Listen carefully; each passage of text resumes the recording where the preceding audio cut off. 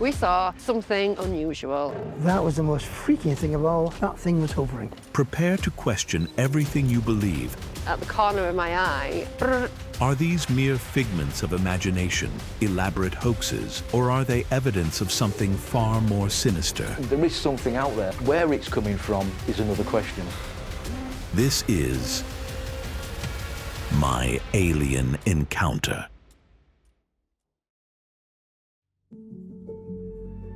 In the serene, picturesque valleys of Glencerrig, Wales, a family sets out for what was meant to be a peaceful getaway. Rolling hills and quiet streams cradle the land, a place where time seems to stand still. But on one fateful night in the 1990s, something far beyond the ordinary pierced this idyllic calm. Multiple witnesses, a close encounter, unexplainable lights in the sky. What began as a peaceful escape became a nightmarish ordeal, one they may wish had been nothing more than a hallucination. But what if it wasn't? Sasha Christie was one of the key witnesses to that night in North Wales when something unexplainable appeared in the sky. But over the years, she grew guarded, hesitant to share her story. Her account had been used against her in ways that left her vulnerable and exposed. For years, she remained silent, unsure who to trust. I have got a bit of a reputation for being fierce, but it's not fierceness, I'm protecting myself. I've had one person who took my entire life story, wrote a book, saying that they were my alien handler and everything that's happened to me was their doing. It's dangerous. So that's why I'm fierce. That's why I'm protective of what happened. I want to keep it exactly as I say. I've been patient as well because I didn't want to expose Steve and Danya to the UFO community, but it was Steve who came to me and said that he wanted to talk about it now. So, you know, we ended up coming forward together. There's so much hearsay nowadays, there's so much manipulation. You know, everybody would like to get a story, they want to be up there, they want to prove their point. I no longer need to prove my point. The only person I need to prove my point to is myself. I still don't know what really happened that particular night. Together, they hope to finally shed light on what really happened in the valleys that night. I did visit the area once in the middle of the night. It was just one of those things, but coming in here in broad daylight, it's quite peaceful. It's just so strange that those years ago, due to the situation and the circumstance of that moment in time and the occurrence of what went on, don't know, it seems strange, but at the same time very peaceful. Wales was a place I used to visit on a regular basis, and I used to love Wales. This is, funnily enough, the first time I've actually been back to Wales since 2000. And I drove in the middle of the night. I was in Wolverhampton. It just, Steve, get in the van. You can't sleep, drive out there. I felt the need to go back because I was still questioning.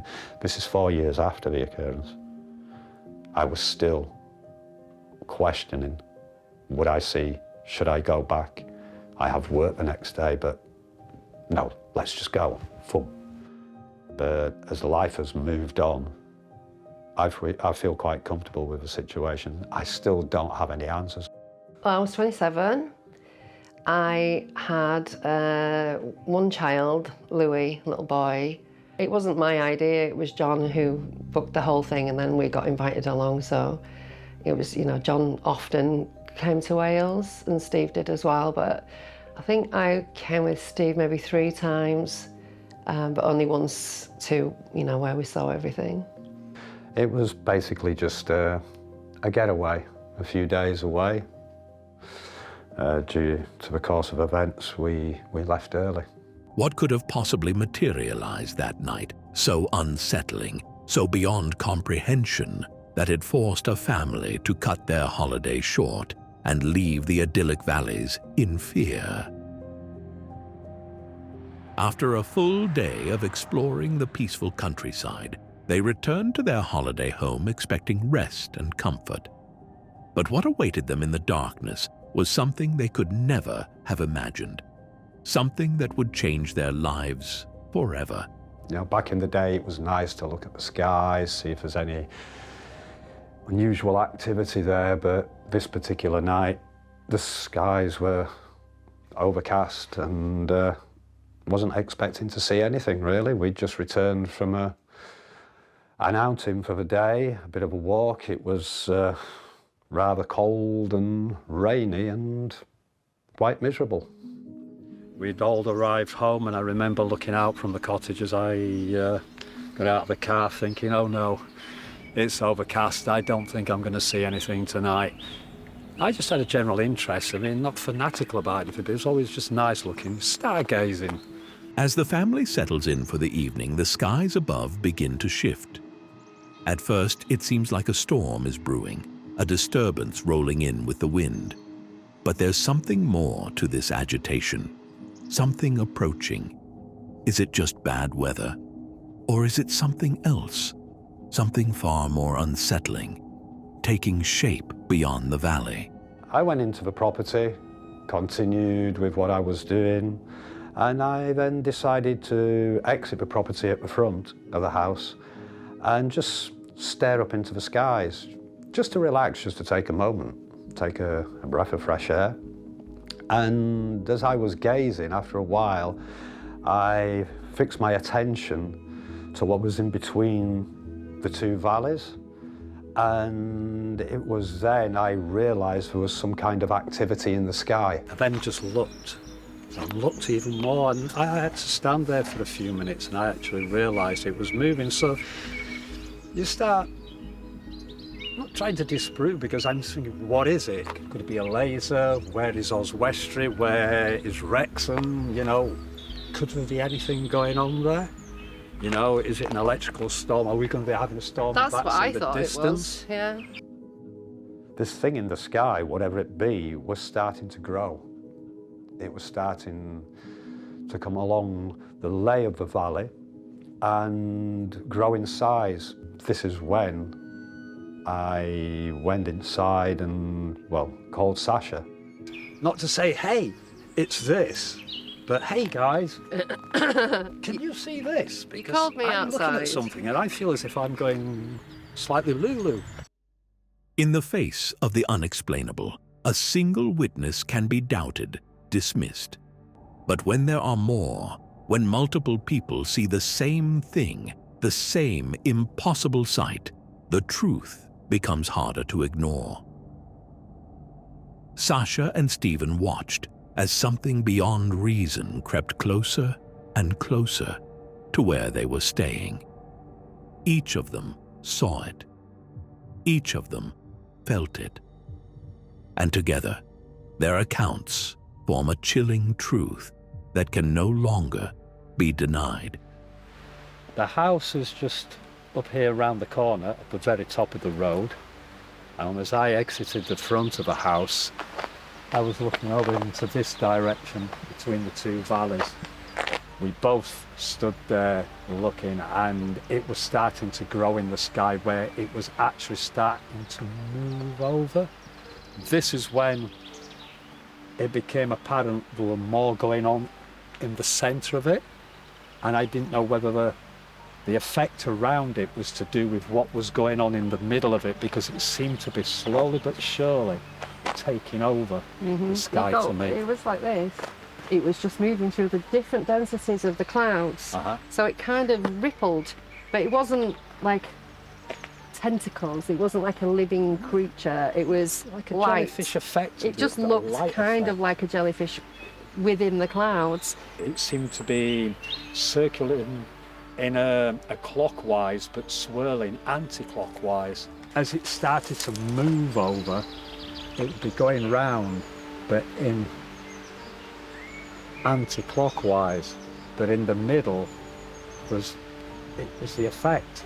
We asked down in the pub if there'd been any recent sightings. Just a few sarcastic comments. Standard. No, there weren't much help.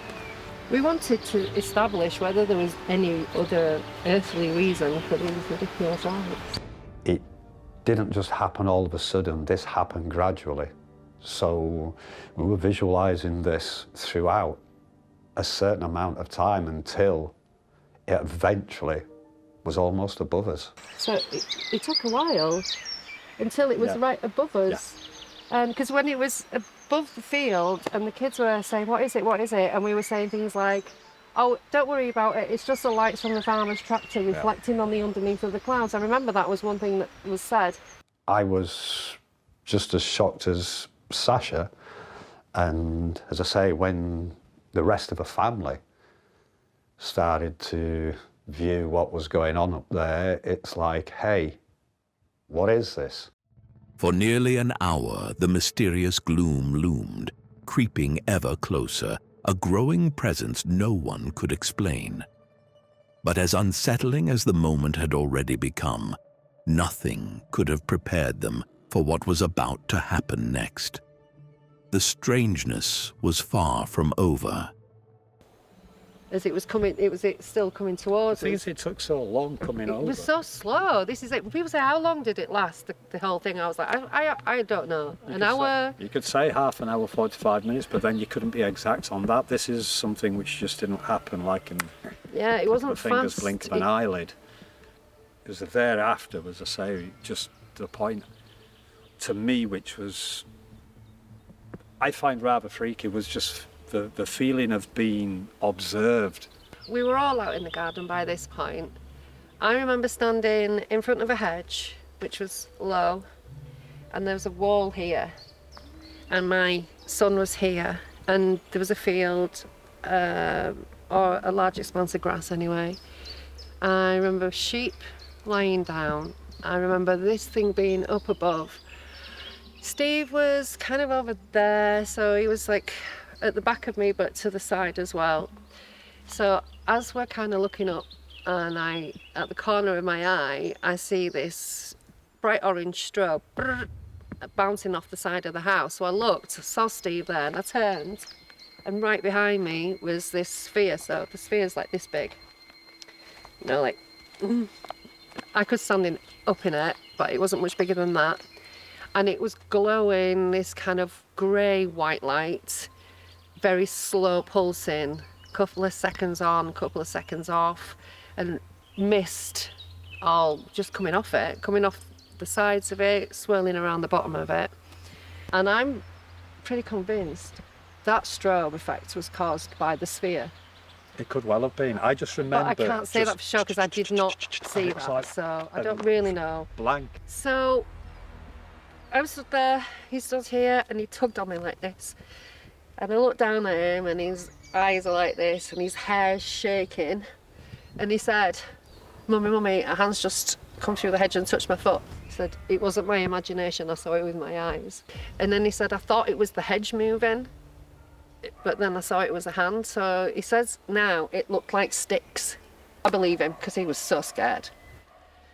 And then I would normally, at home, go, "Oh, don't be silly." And look, there's nothing there. Oh, look, there's nothing under your bed. Oh, look, there's nothing in the cupboard. You can no longer say that. But I just didn't even think to look. I just turned to Steve and said, "The kids are getting scared." And we went inside.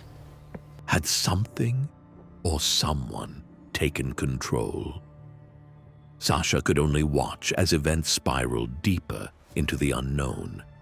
It was as if, in an instant, their actions, their very thoughts, were no longer their own.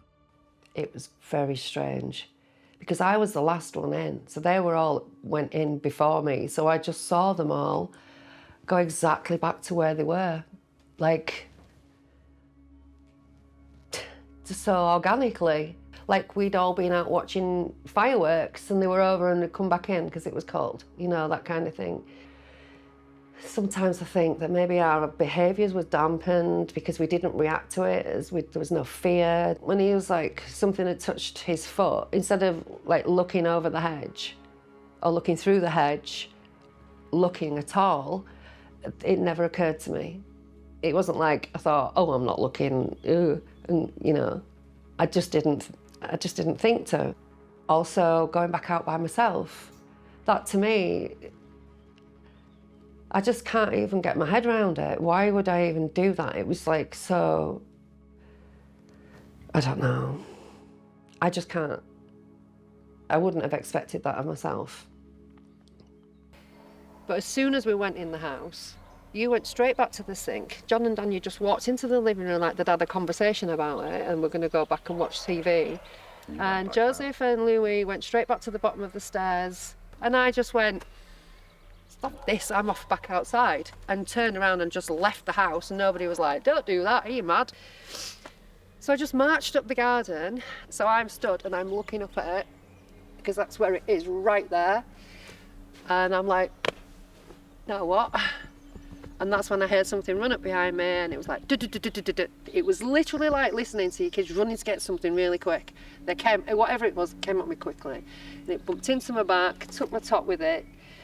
It was the second that I heard the footsteps that, boom, everything in my body just was like, this is not right. This is, you're in danger. Like, basically, I didn't have even time to think any of that stuff. But that was kind of the reaction. It was, run, just run.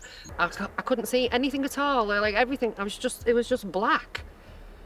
And then boom, saw the steps, and I remember leaping. I just hit that top step and I launched myself off it. I wanted to get to that house. Suddenly aware that the kids were there, and I just stopped dead.